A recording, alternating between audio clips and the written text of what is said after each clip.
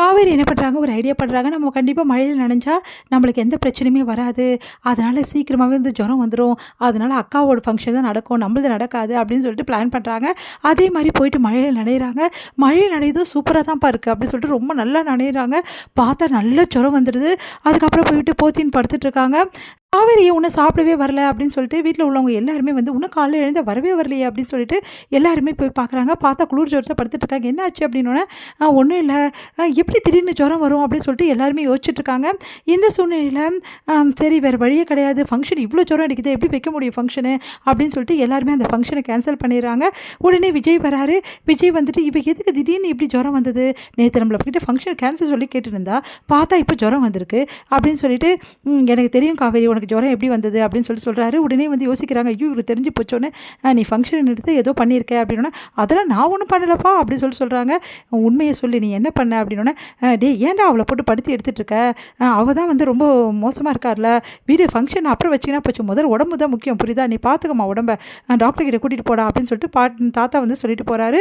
உடனே பாட்டி வந்து முறைச்சிட்டு போகிறாங்க. அடுத்து வந்து காவேரி வந்து அப்பா பிளான் சக்ஸஸ் ஆகிடுச்சு அப்படின்னு சொல்லிட்டு சந்தோஷப்படுறாங்க. இந்த சூழ்நிலையில் காவேரிக்கு இந்த மாதிரி ரொம்ப ஜுரம் இருக்குது அப்படின்னு சொல்லிட்டு அவங்க வீட்டுக்கு தெரிய வருது. பாட்டி பதறி போகிறாங்க. உண்மையிலேயே வந்து காவேரி எவ்வளோ நல்லவ அப்படின்னு சொல்லிட்டு பாட்டி வந்து வராங்க காவேரியை பார்க்க. உடனே வந்து என்ன பாட்டி திடீர்னு வந்திருக்க, எனக்கு ஜுரம் பாட்டி அப்படின்னோடனே, அது தெரிஞ்சு தாண்டி வந்தேன், உனக்கு எப்படி ஜுரம் வந்து எனக்கு தெரியும்டி, உன் மனசுக்கு இருக்கே நல்ல மனசுடி, உனக்கு உன் அக்காவோட ஃபங்க்ஷன் நடக்கணும் அப்படின்னு தானே இவ்வளோ பண்ணிட்டேன் அப்படின்னு சொல்லிட்டு கேட்குறாங்க. அது வந்து பாட்டி எனக்கு தெரியும்டி உன் மனசை பற்றி அப்படின்னு சொல்லிட்டு அழறாங்க. அழாத பாட்டி அப்படின்னு சொல்லிட்டு அப்படியே வந்து தலைமுடி வந்து கோதி விடுறாங்க. உனக்கு என்ன மனசுடி, உனக்கு உன் அக்கா ஃபங்க்ஷன் நடக்கணும், இப்படி பண்ணிட்டியே காவேரி, இப்படி பண்ணிட்டேன்னு நான் நினச்சி கூட பார்க்கல காவேரி அப்படின்னு சொல்லிட்டு அழறாங்க.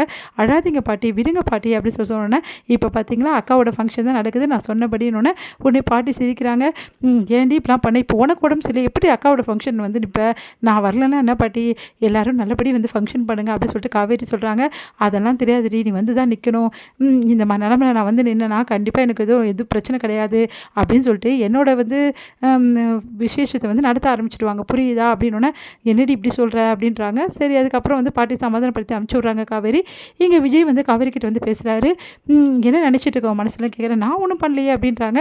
உடம்பு சரியாத பொண்ணுக்கிட்ட இப்படி பாடாப்படுத்தி எடுக்கிறீங்களே அப்படின்றாங்க.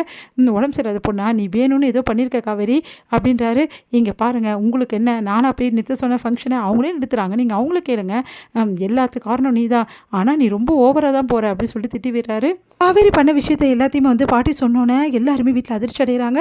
உடனே கங்காவை பார்த்து பாட்டி சொல்கிறாங்க, அவளை பற்றி எதோ சொன்னி இப்போ பார்த்து அவளை பற்றி புரிஞ்சுக்கிட்டே இப்போ அது அப்படின்றாங்க.